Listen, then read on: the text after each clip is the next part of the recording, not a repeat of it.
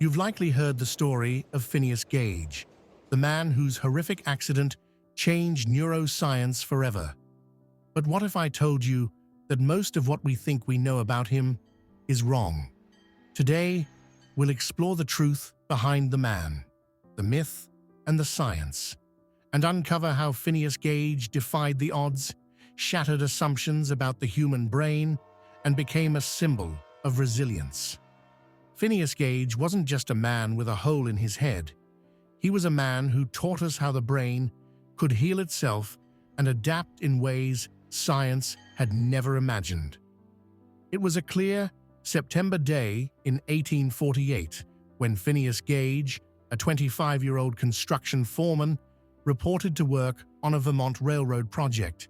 Gage was known for his reliability and steady demeanor, a man respected by his peers.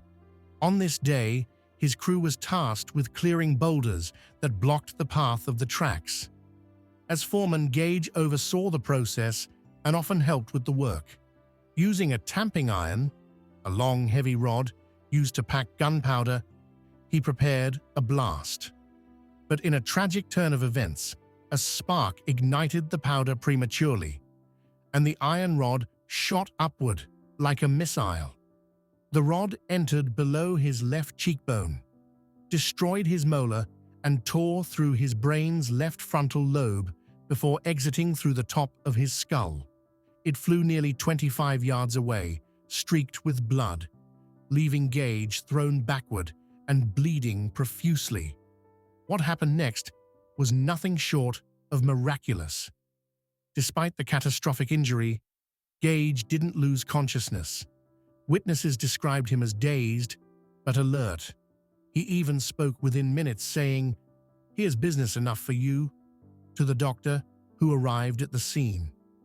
At his hotel, Gage waited for treatment, sitting calmly on the porch, while stunned passers-by gawked at the sight of his exposed brain. Dr. John Harlow, a local physician, cleaned the wound, removed skull fragments, and fought to save Gage's life as an infection set in. Remarkably, Gage survived. Though he lost his left eye and spent weeks recovering from a coma, he eventually regained his ability to walk, speak, and perform basic tasks. It was a testament to the resilience of both Gage and the human brain. But survival came at a cost. Those close to Gage noticed profound changes in his personality. Once known for his level-headedness and reliability, he became impulsive, erratic, and prone to foul language. Dr. Harlow noted that he was no longer Gage. These changes led to the enduring myth that Gage became a violent drunk or even a psychopath. In reality, his transformation was far more nuanced.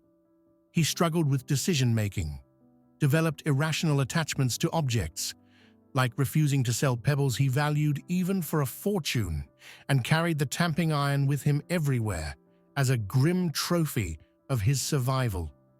For decades, Gage was portrayed as a tragic example of what happens when the brain is damaged, a man who had lost his humanity. But recent research paints a different picture. Far from being incapacitated, Gage adapted in extraordinary ways. After his recovery, Gage worked as a stagecoach driver in Chile, a job requiring significant cognitive and motor skills, such as managing routes, horses, and passengers.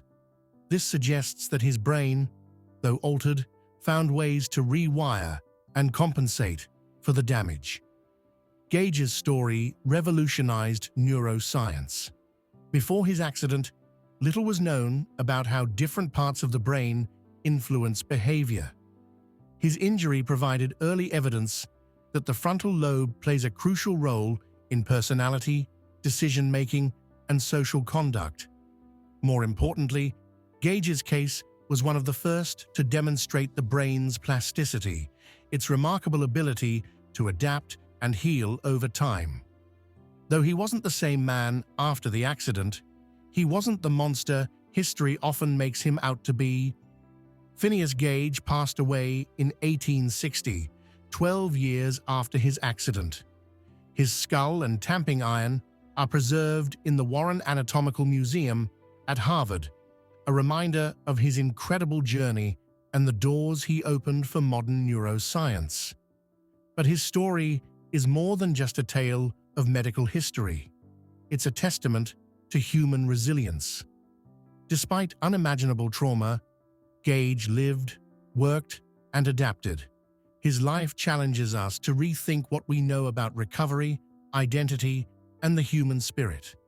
So the next time you hear about Phineas Gage, remember the truth behind the myth.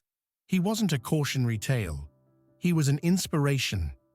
If you found this story as fascinating as I did, be sure to like, subscribe, and share to Hidden Histories.